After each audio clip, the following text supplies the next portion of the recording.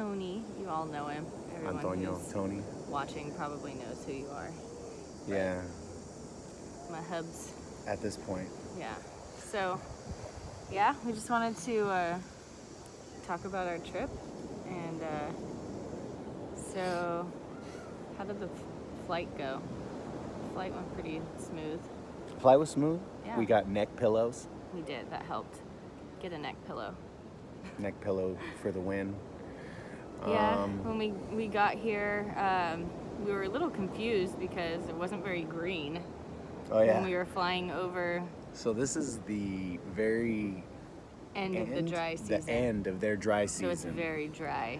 Do not hot. expect Jurassic Park. Yeah, it's not tropical. More like Hollister. But we did manage to find a few little cool jungle spots, and you'll see a lot of that. Yeah. A couple hiccups when we first got here.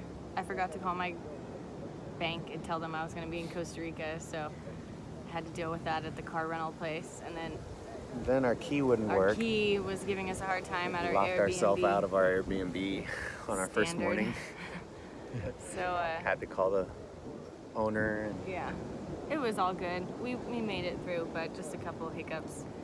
Yeah, our first day we pretty much walked around the little downtown Tamarindo and went to the beach. And yeah, the beach next to where our condo was amazing.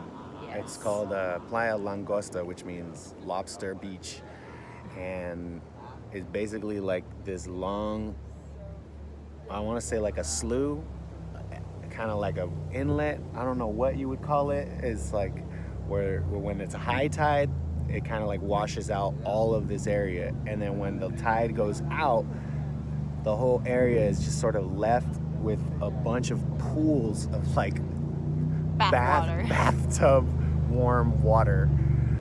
We basically spent our entire first day here just exploring the beach and exploring the town and eating everywhere. Yeah, we went out dancing. And then it's kind of interesting down here downtown. Let's not talk about any negative stuff. we had a great time all around. We got to dance and it's interesting. We didn't end up spending all of our time in Tamarindo though. It's a little bit of a trap. So it's like the Capitola Village, but like times 10, just because there's more people and more shops and stuff.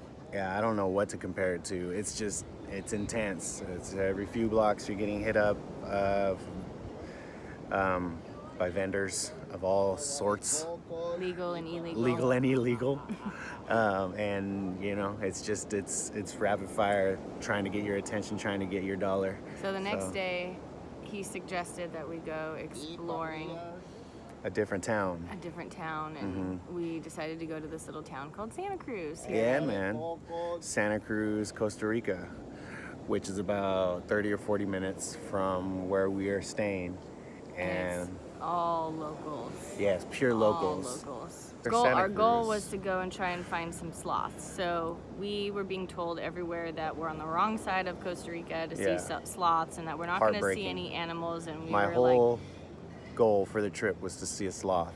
So finally we found a sign that said Diamante, which is like a zip line place, adventure park, and we got there and the views were beautiful and it looked really cool. But you're basically sitting on top of a mountain, and there's zip lines going every different direction, and you know, down below are these two gigantic palace resorts, and the first thing we did when we got there was we met some really sweet Canadian people.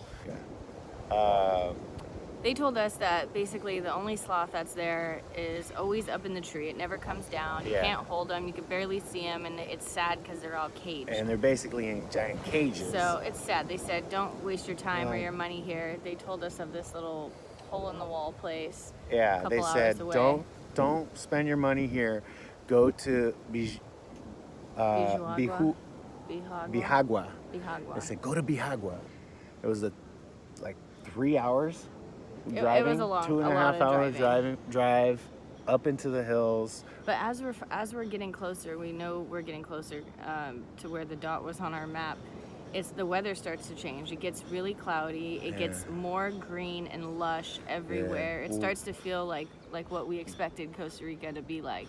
We finally found the town and the dot on the map where this guy said, and we saw a sign that said Bihagua Frog Reserve. Frog Sanctuary. Frog Sanctuary. Lo and behold, that was exactly what we were looking for. We saw a sign for a sloth, and we got super excited. So we found a parking spot, and as we're entering the sanctuary, it's just first thing out of the it's crazy. It's you have to cross a bridge that rickety goes over little this bridge. Little river, and there's just tropical lush greenery jungle all everywhere. around. It's just a jungle, and you hear tons of birds, tons of wildlife. And the the guy water. and the guy walks up to us and says, "Hey, how can I help you?" And we said, "We're here to see the sloths." So, and he goes, "Hey, there's one right there." we're like, whoa, whoa, whoa! Like You can't just throw a sloth at us that quickly with no warning. literally 2 feet from where we're standing, or like half a meter, if you're talking It was in sleeping. Costa Rica It was talk. napping, and it heard There it us was. talking and freaking out, and it popped its little head up and then put his head back in, And he goes, "Hey, there's another one up there in the trees." and all of a sudden we But- start seeing him. let's We're see like, now. "There's a baby one." You're not allowed to hold the Oh, sloths. right. You're not allowed to hold them. We just held a sloth.